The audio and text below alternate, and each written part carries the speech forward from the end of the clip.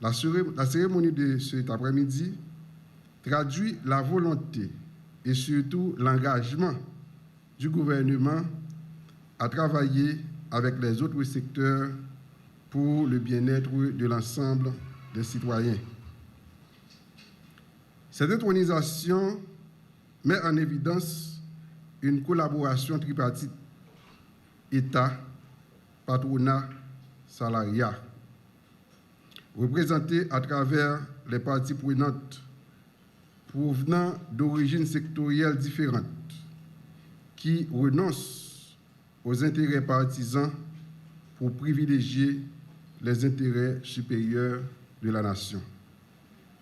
Ainsi, ces récipiendaires travailleront selon une approche conjointe en vue d'assurer un niveau d'équilibre socio-économique soutenu par des programmes de sécurité sociale efficaces et transparents reposant sur une politique salariale réaliste et raisonnée.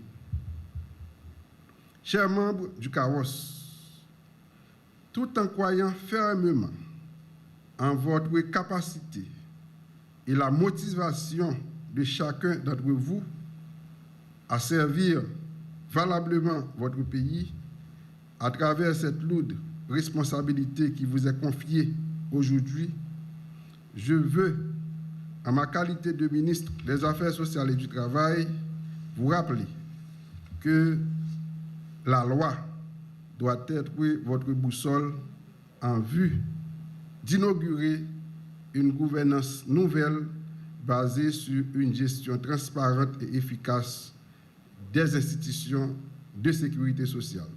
Je vais parler de l'ONA et de l'OFATMA. Par cet engagement, la gestion stratégique de ces deux institutions est votre charge qui doit aboutir au renforcement des structures opérationnelles pour un rendement optimal. Le gouvernement s'attend à ce qu'aucun effort ne sera ménagé pour la rationalisation des choix visant le développement et la modernisation de ces deux institutions. Je veux vous rappeler qu'il est aussi important que le CAOS soit une instance de concertation et de dialogue tripartite. Il doit jouer un rôle d'interface entre les partenaires organiques du système de sécurité sociale, tant au niveau national qu'international. Vous allez développer des efforts pour établir un règlement déterminant la liste des questions dont la solution relève exclusivement du conseil d'administration. Contrôler la gestion du directeur de chacun de ces organes. Approuver les rapports bilans généraux et les budgets de dépenses présentés, apporter des modifications et des ajouts jugés nécessaires. Approuver des plans de développement et l'extension de leurs programmes. Établir tous les règlements. Vous êtes félicités d'avoir bénéficié de la confiance de l'équipe gouvernementale pour conduire et mener à bien ce chantier. Chers membres du CSS, à l'instar des membres du CAOS, vous avez de lourdes responsabilités.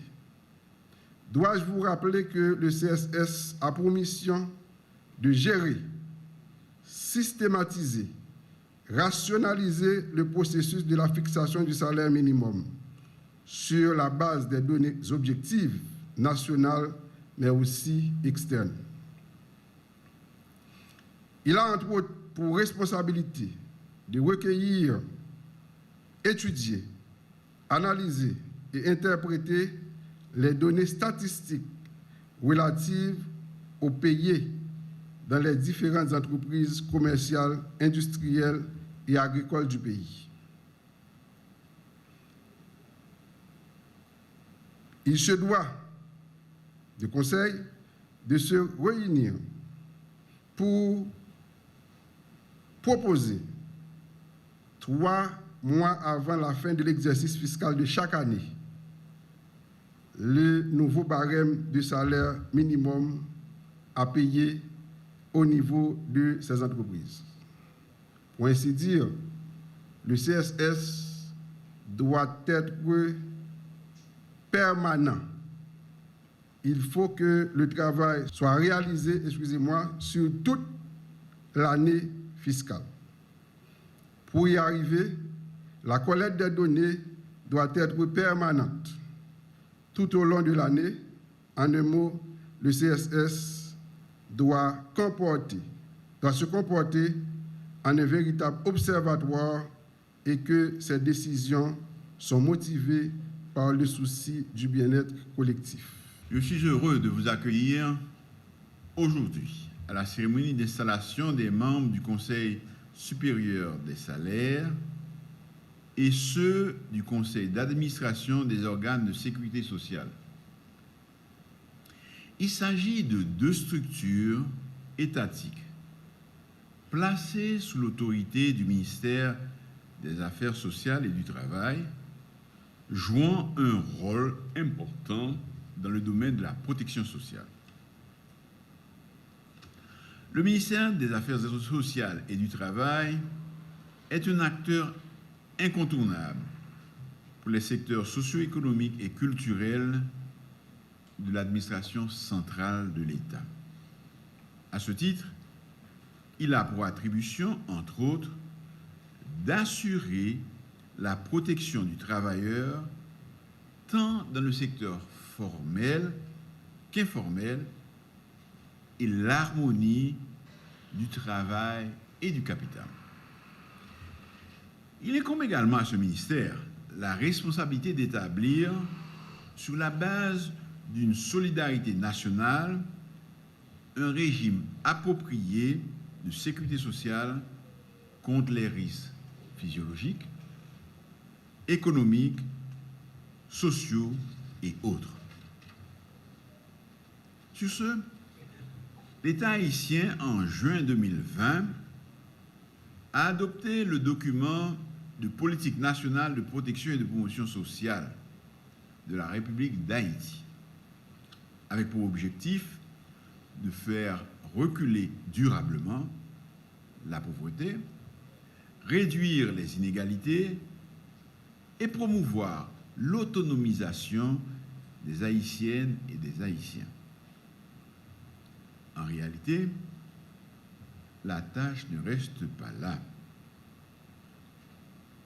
Le gouvernement est conscient qu'il faut s'assurer également du fonctionnement effectif de toutes les structures de protection et de promotion sociale à travers le pays.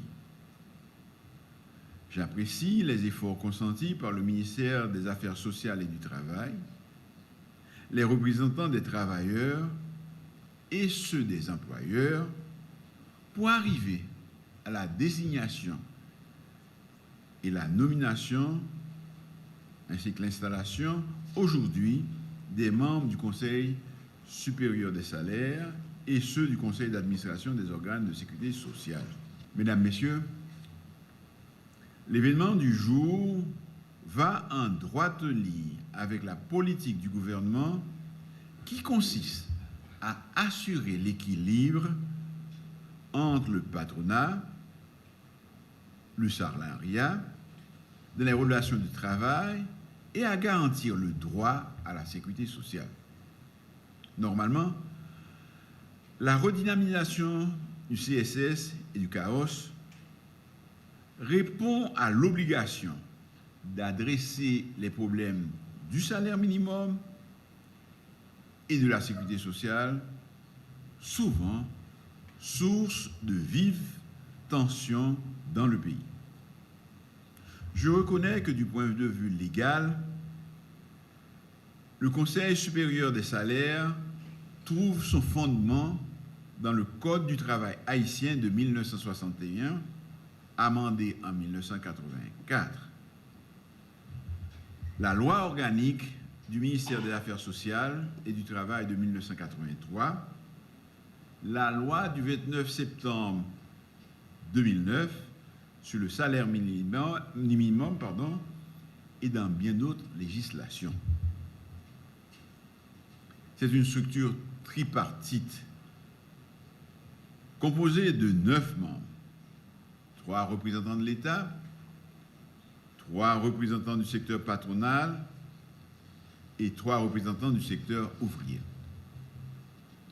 Sa composition est conforme à la politique de l'Organisation internationale du travail, l'OIT, de 1919, dont Haïti est membre. Je veux m'adresser aux nouveaux membres du CSS en leur rappelant qu'ils ont pour attribution de, premièrement, réviser, s'il y a lieu, le salaire minimum en fonction des indices macroéconomiques. Comme vous le savez, en aucun cas, le CSS ne peut réviser à la baisse les salaires. Deuxièmement, étudier et interpréter les données relatives aux salaires payés dans les différentes entreprises commerciales, industrielles et agricoles du pays et de formuler à la Direction générale des affaires sociales les recommandations nécessaires à la fixation de salaires minima par tranche d'activité ou groupement professionnel. Dans l'ensemble des attributions du CSS, nous retrouvons un concept récurrent, le salaire minimum. C'est-à-dire, c'est la plus faible rémunération horaire quotidienne ou mensuelle que les employeurs sont légalement obligés de verser à leurs salariés. Il s'agit là d'un instrument à la fois économique et politique, dont la définition exacte et le montant dépendent des juridictions considérées. Sa fixation est souvent l'objet de vifs désaccords entre les partenaires, vu les effets de ces variations sur l'emploi. Tout compte fait, le salaire minimum est un instrument de lutte contre la pauvreté que le gouvernement s'engage à appliquer en temps opportun. Le gouvernement attend incessamment les recommandations nécessaires qui lui permettront de statuer sur le salaire minimum dans le pays tout en maintenant l'équilibre nécessaire entre le capital et le travail.